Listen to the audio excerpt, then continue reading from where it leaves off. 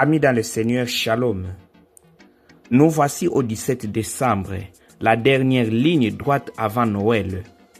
La liturgie en ces jours nous plonge dans l'histoire sainte, nous invitant à voir que l'événement de la crèche n'est pas une simple histoire douce et isolée, mais l'aboutissement de toute l'histoire du salut, comme le soulignent les Écritures saintes. L'évangile de Matthieu au chapitre 1 du verset 1 au verset 17 nous montre la patience de Dieu dans l'histoire en énumérant une longue liste de noms. Généalogie de Jésus-Christ, fils de David, fils d'Abraham, jusqu'à 42 générations. Mais que nous dit cette énumération de noms souvent oubliés, des rois, des figures importantes, mais aussi des femmes comme Tamar, Ruth, etc. Elle nous dit que Dieu est patient et fidèle dans le temps. Il tisse son plan à travers les aléas de l'histoire humaine, les grandeurs et les misères, la fidélité et les exils, la sainteté, le péché, etc. La lignée de Jésus, ami dans le Seigneur, n'est pas sans tache. Elle porte la marque de l'humanité dans sa complexité.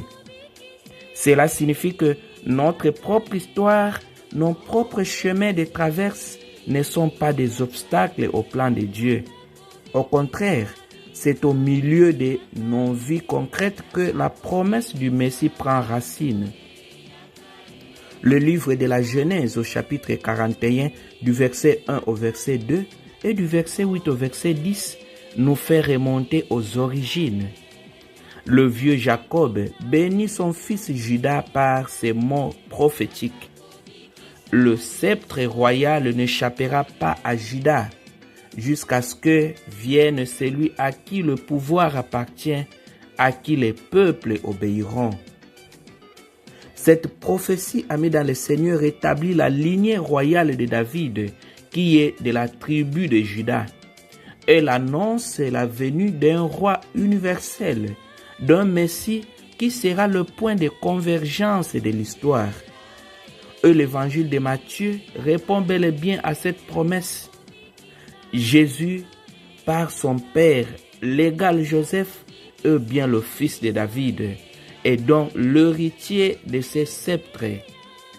C'est le roi que nous attendons, un roi qui exercera son pouvoir avec justice et compassion, nous dit le psaume 71, qu'il gouverne son peuple avec justice, qu'il fasse droit aux malheureux.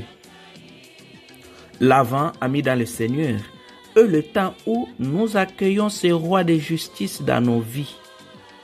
Accueillir Jésus, ce roi de justice et de paix, c'est l'accepter comme le sens de notre propre généalogie, le but de notre existence.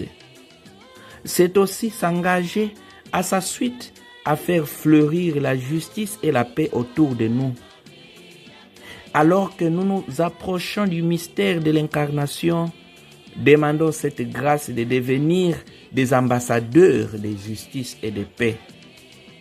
Que Dieu vous prenne en grâce et qu'il vous bénisse. À nous revoir à la prochaine vidéo. Bye bye. Ciao.